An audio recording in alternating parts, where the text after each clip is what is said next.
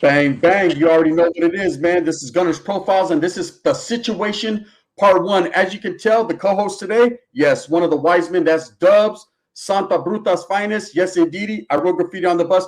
You are going to get a perspective right here, like you've never gotten before, from someone that's of Mexicano descent that lives up north and someone from Mexicano descent that lives down south. Now we're not rocking no narratives or pushing no gang ties, but what we're doing is we're giving you real talk from two Mexicanos from different parts of the state, but it's all one state, man. We're talking about Big U and Wack 100. What's going on, Dubs? Just chilling, man. We want to push this little thought in your mind, let you think about it, let you ponder it. Really, it's more Wack 100 and what he's doing. Let's call him Suge 2.0. Those of you that haven't been paying attention, Wack 100 is trying to go ahead and rekindle this East Coast, West Coast thing. And I've been checking out a lot of stuff. I know Gunner has too. Hassan Campbell is not the only one exposing this. And I'm just wondering, I'd like to hear from dudes from the East Coast how they feel about this, because I know the street dudes from the East Coast probably have one thing, they have an idea, or, I will do this, I will do that. But why are all the New York rappers checking in on the West Coast with Wack 100 and nobody from the West Coast checks in with anybody on the East Coast? I'm wondering about that. Exactly. And you know what? Me and Dubs got to talking about it, and we got to conversating about it. And this is basically an agenda right here. It's not an agenda against Mexicanos. It's not an agenda against his own people. It's trying to spark this East Coast and West Coast rivalry back up. And he's trying to be Suge, man. He's trying to be Suge. He's trying to be that one on the West Coast, regardless of what anyone may think, to be that one speaking for California. Whether it's Mexicano politics, Africano politics, whatever it is, he wants to be the one that everyone needs to check into. And he's trying to get his bag in the process, man. And he's trying to get his bag by all kinds of different methods, man. He's getting his bag by allegedly, and I'm just going to put the word that's out there, extorting people. I got the tape, was one of his favorite lines. On Pyro was his second favorite line. He's in everybody's business, in everybody's mix, man. And, I wouldn't even make it a fact to even talk about this guy. But when he started to go in on Mexicanos and he started to basically use that as a stepping stone to push his agenda and propagate, propaganda. I got in, tapped with Dubs real quick, and I said, man, how do you feel about this? We had the same type of mentality and same type of observation when it comes to this. So we thought we'd bring it to you. We're trying to open your guys' eyes, Raza, people in general, man. This guy right here is trash, bro. What he's doing is he's trying to manipulate the young minds into believing that he's somebody he really isn't. What do you think, bro? And the thing is, I was listening to one of the he's a dude out of New Jersey. I was listening to his podcast this morning, and it was funny because he has lived out here. He calls California gangland, and he was talking to dudes from New York and this and that, and he was telling them, it's funny how to dudes on the East Coast, Wack 100 is Suge. He's the new Suge Knight. But to everybody on the West Coast, we look at him as a clown. And this dude is milking so many people. And, there's going to be a lot of people that are going to be in the comments and, why you guys speaking on black stuff and this and that. You guys got to understand, we're journalists at this point. What you're going to notice when we talk about stuff on this platform, as far as the three Wisemen, we're going to be talking about hot topics, what's trending. So we're not going to be talking about, prison issues or nothing like that. We're going to be talking about what's really going on. And what's really going on is Wack 100 is troll number one. And he's making a killing off of it, but he's really a clown. The dude can't go into his own neighborhood. There's huge sections of California he can't go into, yet he's fooling all these East Coast dudes. All the rappers like, come over here, I got you. And they're paying this dude. He can't go where they can go. This is the cold situation right here, Dubs. This Big U thing, and I only say his name to say this, man. With what's been going on lately, with him saying, he knocked out 32 Mexicans, and not even. I don't think he necessarily was trying to put that out there to shit on anyone's character. Wack 100 ran with that narrative and pushed that agenda and threw it out there, because you got to understand this supposed melee or riot. It was a riot that happened in Pelican Bay. happened several years ago. It's already water under the bridge. It happened. A lot of fences and a lot of bridges have been mended since then. Things are changing as far as the Africano community and the brown community down south. Up north, there's always been a little bit more of a get together. That's just the way we rock. But down south, there's been a lot of development, a lot of change. Of course, you have different groups that were traditionally adversaries have now have truces and have come together. That's neither here nor there. But the fact remains that I think that conversation was a personal conversation that they had, and Wack just ran with it. And again, that's his agenda, to shit on anybody else's character that he feels has some type of movement behind him, so that way he could be that Suge. You know what I mean? He wants to be that one. Not only that, if you listen to if everybody go and listen to the Hassan Campbell tapes when he was recording Wack 100. Wack 100's whole agenda right now is to get a stranglehold on YouTube. So he's generating a lot of publicity for himself. I didn't really want to talk about it on this episode, but you guys already know that now Wack 100 is putting a rat jacket on Big U. Now, without getting into that, because we could say that for a later topic, a later episode. That'll be part 2. A question that I want to pose to you guys that are watching right now. Have you ever heard of the word frenemies? Are they frenemies now?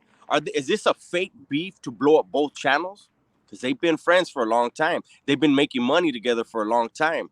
And they're both, obviously, I didn't think Big U was that treacherous, but I'm starting to realize this might be some old treachery to get money. You know, when you listen to the Hassan Campbell tapes, Wack 100 is saying Big U was squeezing Lauren London for 30%. You know, and if that's the case, shit just got put upside down. I don't know that to be true.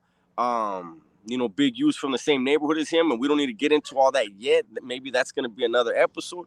But, I see everything that Wack's doing, listening to the Hassan Campbell tape. He said, I'm going to lock in this YouTube thing and look at everything he's doing right now. He's disrespecting everybody. People that don't get disrespected, he's disrespecting, so he's got an agenda, but he's also, anybody from the streets knows there's certain lines that you don't cross. The only people that cross them are the kind that have the type of bodyguards that wear badges. Oh, absolutely. You know absolutely. That's the way he moves. It seems like every tape that I've ever seen, anywhere he's ever went, where real gangsters, real people about that life get at him, he's always getting put on his back. He's always the loud mouth in the room, or he's always the one yelling and screaming after the fact, right? We always get these tapes after the fact. And for the most part, let's like we'll talk about Nipsey, man. We'll talk about Nipsey's bodyguard.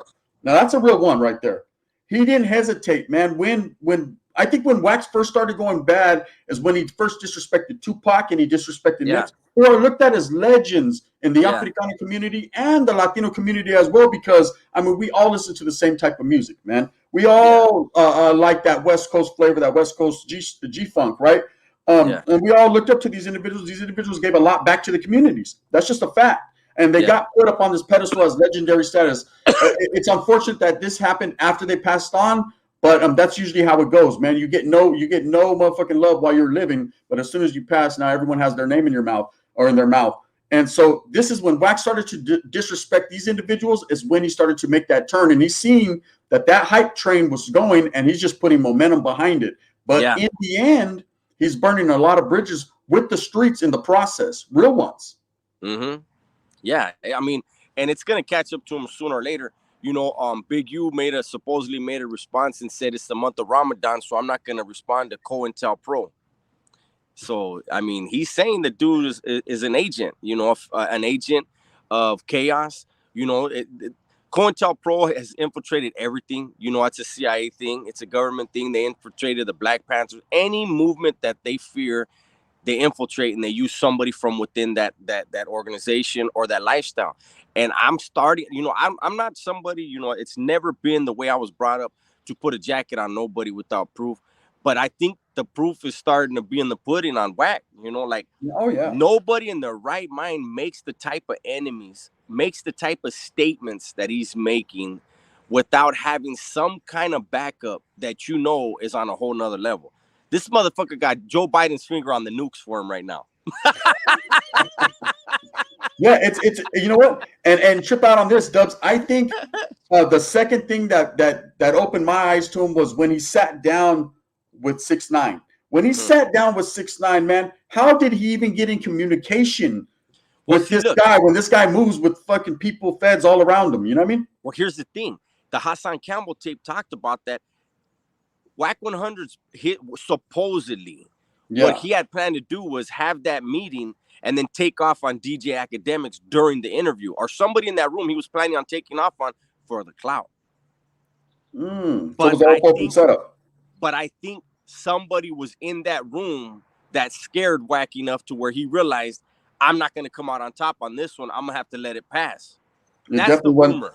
It definitely wasn't 6ix9ine. I'm gonna tell you that much. No, but I think it was his people that were. Oh yeah, everybody knows, man. That guy's not gonna walk around without some heavy hitters behind him. When I talk about heavy hitters, I'm not talking about people from the streets. I'm talking about people from behind the scenes. We're talking about agents and things of that nature. I mean, this guy's not moving like that. But for him even to be able to facilitate that meeting and sit down, that shows a lot. Okay, yeah, he has connections. He had, he's muscled his way into these connections or talked his way into these connections. He knew his handler. He knew 6ix9ine's handler. Yeah, he knew 6ix9ine's handler. Yeah, because I'll tell you right now, for the life of me, he speed dialed him. Man, I can get in contact with a lot of individuals, but man, I don't even know where to begin when it comes to 6ix9ine. Right? This guy is so high priority target. But he was able to facilitate a whole nice, cush little atmosphere and sit down with them. And although he tried to belittle him at certain points, it leads me to believe, man, it was all for that bag. It definitely was for that bag. I mean, why wouldn't you sit down with him for the bag? And not only that, why was 6ix9ine not uncomfortable in that room? Oh, he was hung, and all kinds of shit. He was amongst friends. Oh yeah, he was amongst people of common, birds of a feather flock together, right? So he was very comfortable enough to be saying the N-word every other word, and comfortable enough to take his jacket off and turn his hat sideways and put on the show that he puts on. He's he's a character, he's a clown, he juggles. But and I seen the whole tape, and I seen the way that Wack 100 was posing these questions in a derogatory manner to basically undercut him. The fact remains, if you look at the pictures they took after, I mean, they're all buddy, hit me up, call me later. Yeah. And he tends to tell people like Hassan Campbell, Big U, and guys like this, oh, I got 6ix9ine's personal number. Oh, I can get it. Who is 6ix9ine to you for you to be throwing his name out there and utilizing his name? Who cares? You know what I mean? Yeah. But I mean, and that's just part of the agenda. And then we're gonna definitely, gente, I want you guys to know that we are definitely gonna do a part 2 of this on Dubs V's channel. So if you guys want to hear the continuance of this conversation in part 2, where it's going to get real detailed, we're going to get really into it, make sure that you tap in with Dubs V's channel, because that's where part 2 is going down. It will be casted simultaneously right after this one. We're going to do it back to back, so that way you guys get the feel of this, watch this in its entirety, and then shoot over to Dubs channel so you can get part 2, where I want to post some questions, man. I really want to get into more of what Wack got into it with Tres out of Canton, who's actually a personal friend of mine. I talked to Tres several times, man. He's a good up-and-coming rapper, and I kind of want to get into that. And then I also want to get more into this Big U extortion situation with Nipsey and all that. And we're going to touch on that, man. And then we're going to go more into this East Coast, West Coast rivalry, because it's starting to happen. People are not seeing it for what it is. Me and Dubs are definitely seeing it for what it is. That's a fact. All right. All right, man. Make sure that you guys tap in. I know this was a short one, man, but we're going to put our spin on it, and it's going to be the real spin. Like we're spinning on Dayton's, man. This is coming from a Mexicano down south, a Mexicano up north. 2 of the Wisemen, our third Wiseman, couldn't be here today. He's at work. Dubs took time off from work to slide out and do his little break time, and we're going to get it in. Go back and you know me, I stay working. I'm bringing you guys heat. Tap in right now to Dubs V's channel as we got it going on. Part 2, man. We're going to get real in depth. Look at, he threw on the lenses like the Terminator. He's not playing. What's cracking, man? You know what I mean? All right, Dubs. All right. It's another one, man. Thank you, sir. All right, we're out, gente. Make sure you go to Dubs V's channel.